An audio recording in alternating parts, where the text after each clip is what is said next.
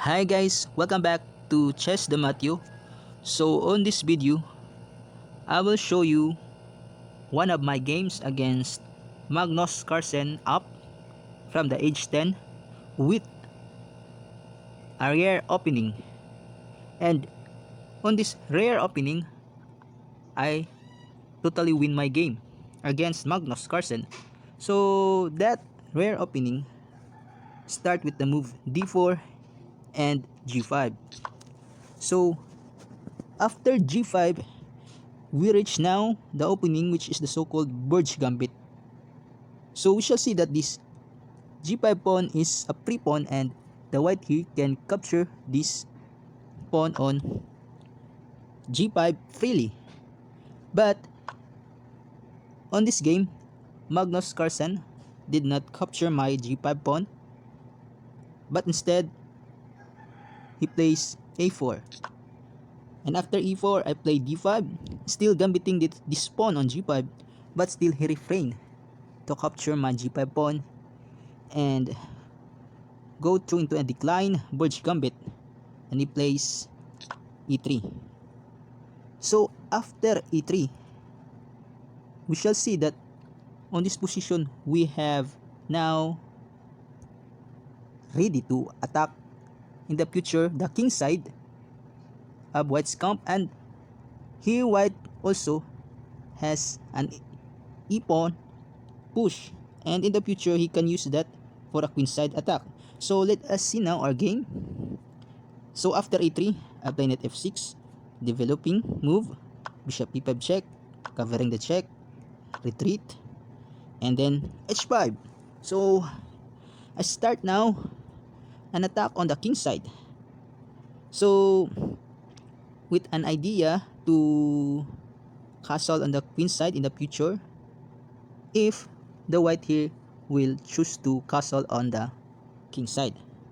So after the move h5, he plays knight f3, attacking the g5 pawn, attacking the knight h4, escaping from the attack of the pawn. So I play queen to c7, eyeing to the e5 square to push my pawn here and have some exchanges and opening this long dark square diagonal.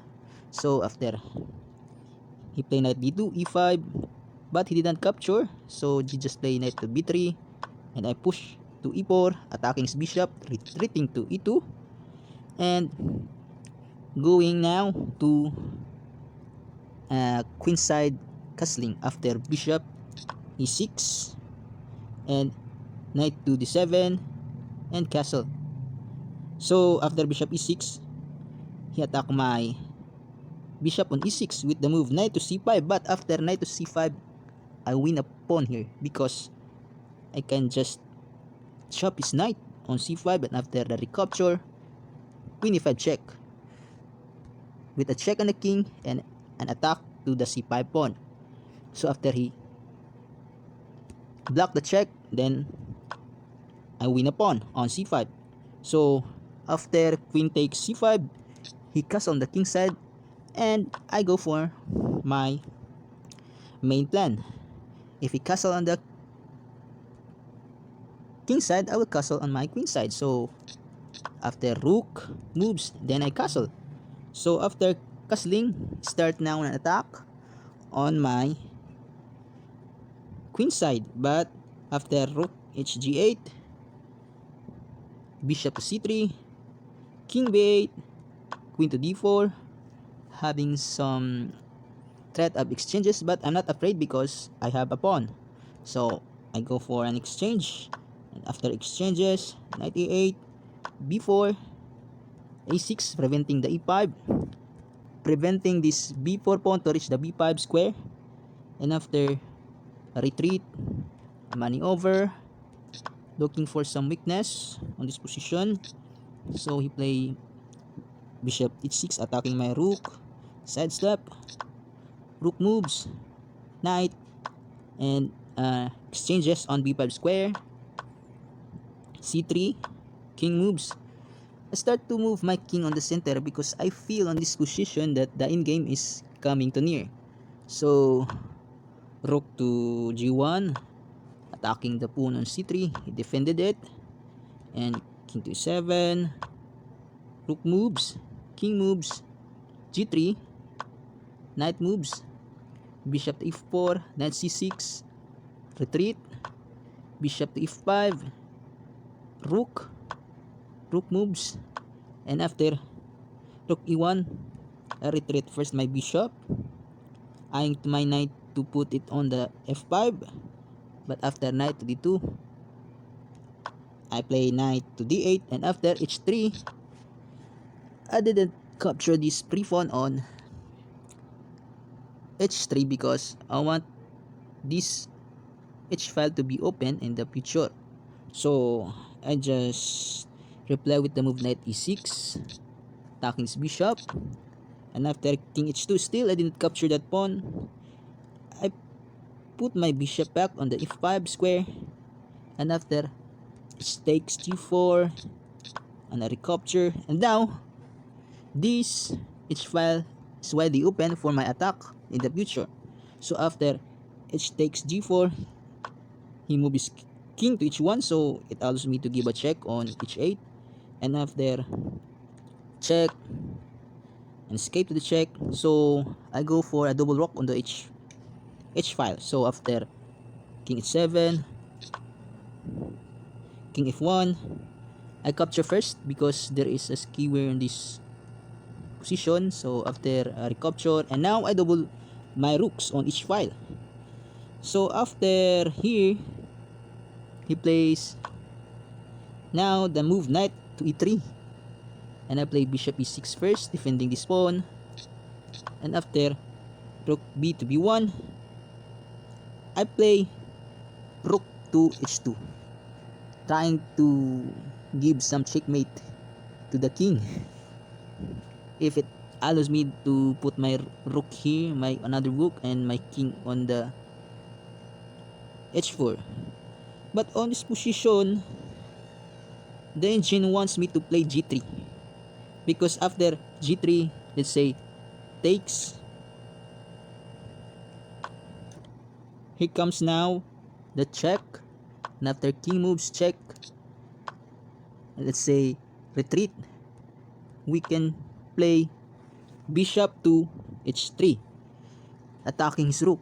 Let's say, for example, after he capture my rook on h1, it allows me to x-ray his rook on b1, which is undefended. For example, king moves, then we will win the rook.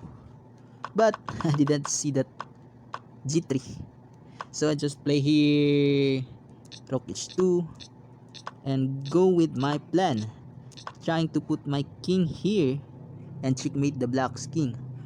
But still I cannot move my king here to play on the g5, because for example after a capture, and let's say here there is knight f5 check, so after retreat there's no checkmate, he can defend. So after f5, I capture first the f5 pawn, and after takes, gives a check and going for my plan, but still he's attacking my bishop. So I retreat it first so that I can go now to h4 in the future. But after d5, it allows me to, with my idea, to play king to h4 after I take first the d5, because it decoys the knight to a d5 square, and after knight takes d5, king h4, and I am going for a checkmate n2 if he didn't see that coming. For example, he plays just knight to e3, then it is checkmate n2. But he defended, he see that checkmate pattern, so he play f4, and after f4, I play g3. But the best move on this position, in which the engine tells, is e takes f3, and there is mate n9 because let's say for example rook takes, check, and recapture, knight moves, and then check, and then check, and then capture, threatening to mate in one, defending. So Swang moves, so if he moves king, then it is checkmate in one, so forced to move his knight to d5, and after knight to d5, an attack to the knight and check and capture, so still Swang, so the king was forced to move, and then checkmate. So after the move, let's say for example f4, improvement move on this position is to play the move e takes f3. But still for me, g3 is winning because after g3, I checkmated here the white's king after 75 moves. Because after g3, let's say after g3, he captured my pawn and I gave check, and after check, then I win a rook, and after that I go for a forced simplification after this and promote my pawn to queen. So he give a check, give a check, so I escape check, and still go for simplification because I have now a queen, and after capture, recapture, king moves, check, so pre-pawn, and check again, and capture, and I now do a checkmate moves. So after this, white didn't survive, and I gave a checkmate on e1. So I hope you enjoy this video and you learned something, and that was my Borg Gambit opening against Magnus Carlsen up from the age 10. So thank you.